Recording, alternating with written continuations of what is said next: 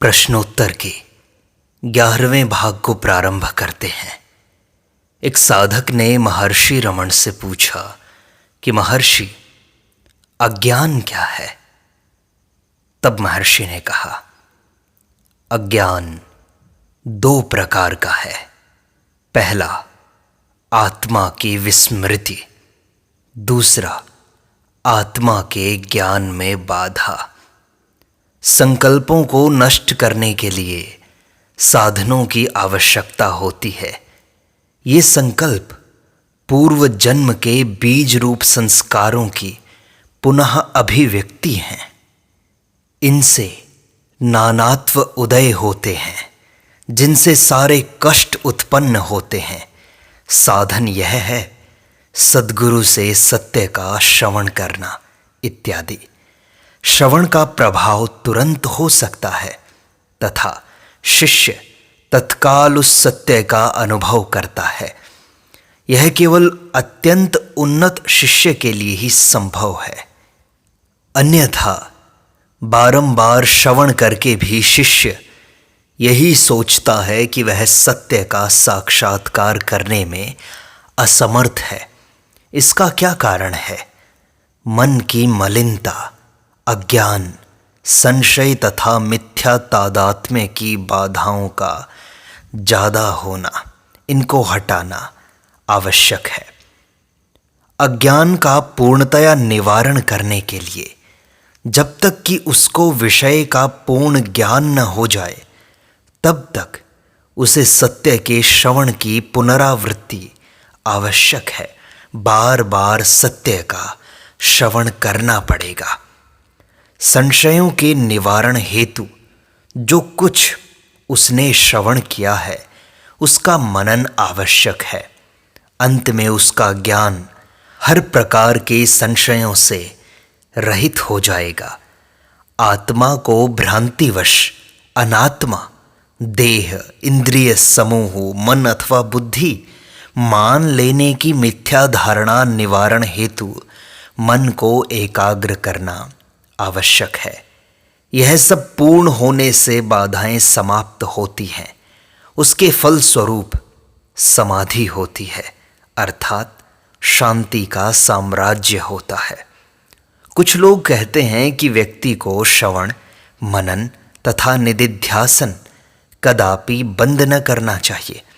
ग्रंथों के अध्ययन से इनकी प्राप्ति नहीं होती, अपितु केवल मन को निरंतर पीछे हटाने के प्रयास से इनकी प्राप्ति होती है।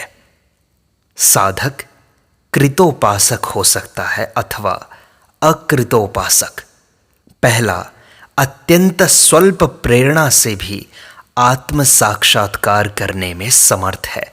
उसके मार्ग में केवल तनिक सा संशय रुकावट करता है। यदि वह सद्गुरु से सत्य का श्रवण एक बार कर ले तो संशय सरलता से दूर हो जाता है।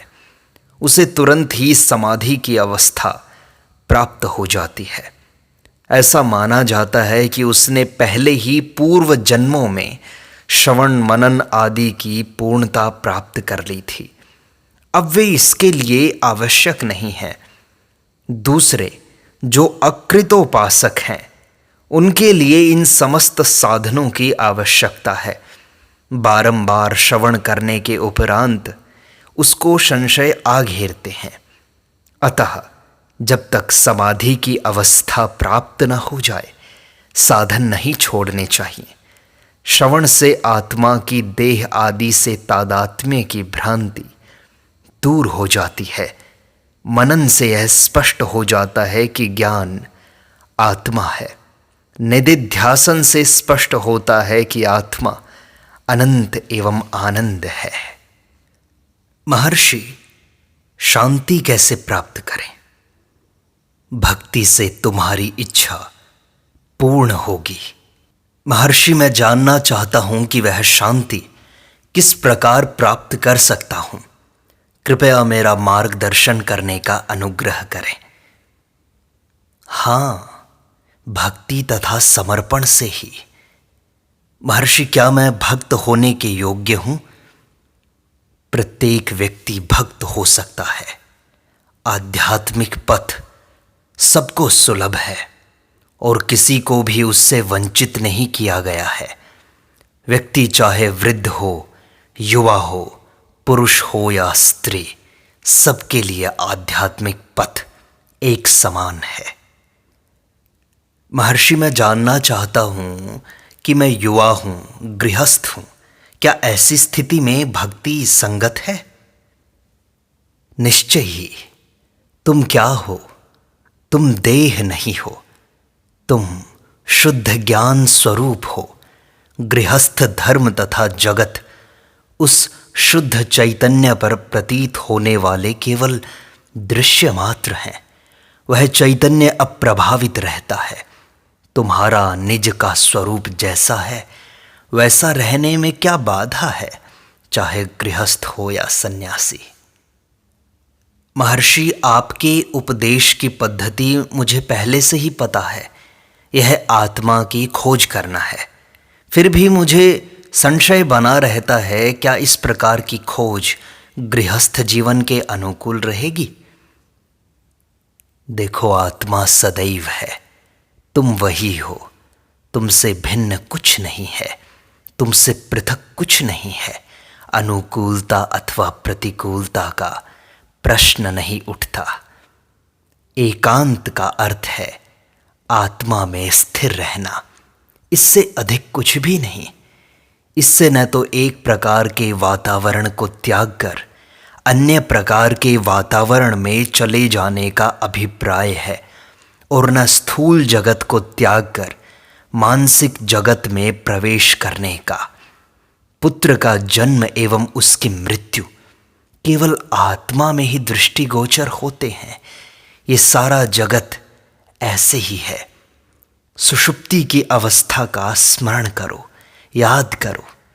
क्या तुम्हें कुछ खोने का बोध था? क्या वहां तुम्हें कुछ होने का भी बोध था?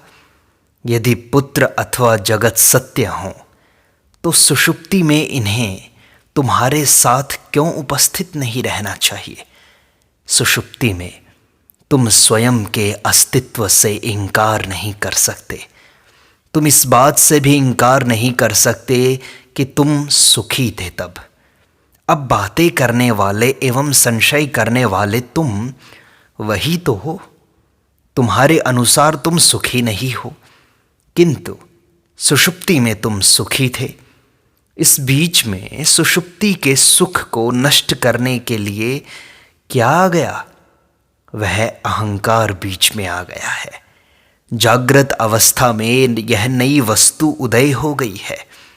सुषुप्ति में अहंकार का अस्तित्व नहीं था। अहंकार का जन्म ही व्यक्ति का जन्म कहा जाता है। अन्य किसी प्रकार का जन्म नहीं है। जिसका जन्म है उसकी मृत्यु अवश्यम भावी है। अहंकार को मार दो। जिसका एक बार मरण हो गया उसके फिर मरने का भय नहीं है। अहंकार की मृत्यु के उपरांत भी आत्मा अवशेष रहती है। यही आनंद है, यही अमरत्व है। महर्षि, यह कैसे हो? प्रारंभ कैसे करें? यह देखो कि यह संशय किसको है। प्रश्न पूछने वाला है कौन? विचार करने वाला कौन है? वह अहंकार है। इसे पकड़ लो, अन्य सारे विचार नष्ट हो जाएंगे। शुद्ध अहम रह जाएगा। देखो, अहम का उदय कहाँ से होता है?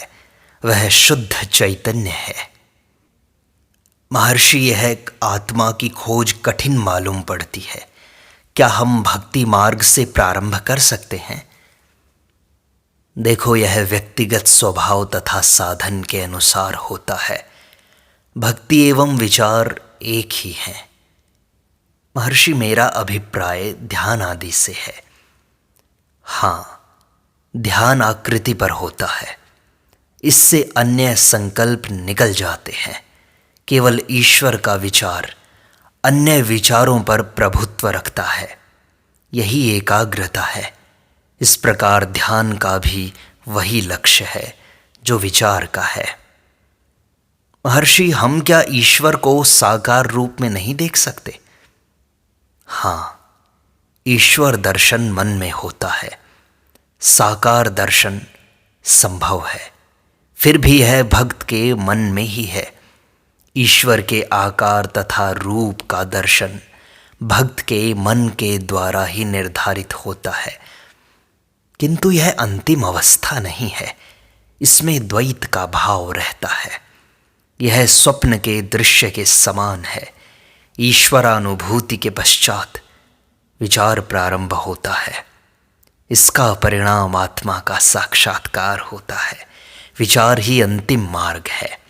यह ठीक है कि कुछ लोग विचार को व्यावहारिक समझते हैं, दूसरों को भक्ति सुगम मालूम पड़ती है।